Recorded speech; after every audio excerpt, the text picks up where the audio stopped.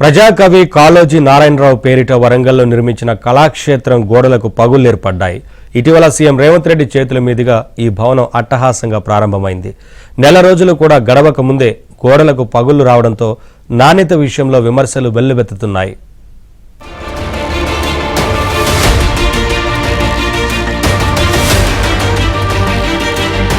వరంగల్లో అత్యంత ప్రతిష్టాత్మకంగా నిర్మించి ప్రారంభించిన కాళోజీ కళాక్షేత్రం గోడలు ఎక్కడికక్కడ పగుళ్లు చూపుతున్నాయి.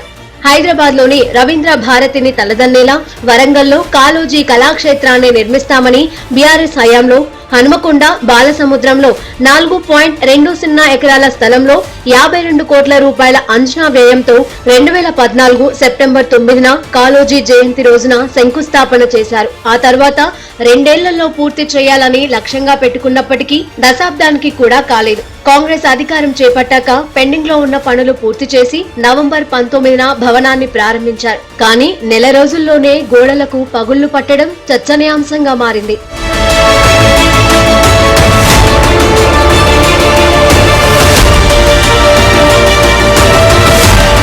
పగుళ్లు ఏర్పడిన విషయం తెలుసుకున్న మీడియా ప్రతినిధులు కాళోజీ కళాక్షేత్రంలోకి వెళ్లేందుకు ప్రయత్నించగా సిబ్బంది అడ్డుకున్నారు. ఒకవేళ మీడియాను అనుమతిస్తే ఎక్కడ తమ డొల్లతనం బయటపడుతుందేమోననే భయంతో అధికారులు అనుమతించడం లేదనే చర్చ జరుగుతోంది. ప్రతిష్టాత్మకంగా నిర్మించిన భవనంలో పెచ్చులూడిన పగుళ్లు తేలిన గోడలు దర్శనమివ్వడంపై విమర్శలు వెల్లువెత్తుతున్నాయి. కాళోజీ కళాక్షేత్రం అద్భుతం, రవీంద్ర భారతిని తలదన్నేలలో మేము కళాక్షేత్రాన్ని నిర్మించినామని గొప్పలు చెప్పుకొని డబ్బాలు కొట్టుకున్నారు తప్పించి ఎట్లా వీళ్ళు ఏదైతే కళాక్షేత్రాన్ని మేము గొప్పగా నిర్మించామని చెప్పుకుంటున్నారో అంతే స్థాయిలో ఇది మొత్తం ఇప్పటికే పెచ్చులుడి పడుతున్నది.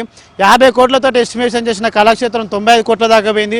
వ్యయం పెరిగింది తప్పించి ఇందులో నాణ్యత ప్రమాణాలు పాటించలేదు. స్పష్టంగా ఇక్కడ ఉన్న జిల్లా కలెక్టర్, ఇక్కడ ఉన్న మంత్రులు ఎవరైతే ఉన్నారో మీరు ఓపెనింగ్ వరకే పరిమితం కాకండి, దీని మీద విజిలెన్స్ పెట్టండి, దీన్ని చూడండి. అదేవిధంగా దీనికి సంబంధించినటువంటి కళాక్షేత్రానికి పిల్లర్లు కూడా పగుళ్ళు వచ్చినాయి, బిల్డింగ్ కూడా మొత్తం కూడా అక్కడక్కడ పెచ్చుడిపోయింది. కాబట్టి దీన్ని మీరు ఎంత అంగో ఆర్భాటంతో మీరు దీన్ని ప్రారంభించారో అంతే అంగో ఆర్భాటంతో ఇది కూలిపోతూ ఉన్నది. కాబట్టి దీని మీద మీ కన్సర్న్ అన్ని శాఖ మంత్రులు దీని మీద దృష్టి పెట్టాలని చెప్పేసి మేము డిమాండ్ చేస్తా ఉన్నాం.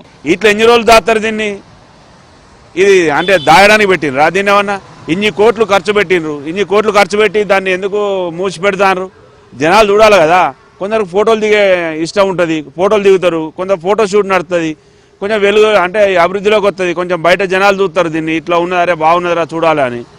అన్నీ ఇచ్చిపెట్టి వట్టిగా తాళాలేసి గేట్లకు తాళాలేసి లోపల అన్ని బంధించి ఎవరివో కూడా చూడడం ఇదేం కరెక్ట్ కాదు. భవన నిర్మాణంలో నాణ్యతా ప్రమాణాలు పాటించకపోవడం వల్లే ఇలా జరిగిందని స్థానిక ప్రజలు చర్చించుకుంటున్నారు.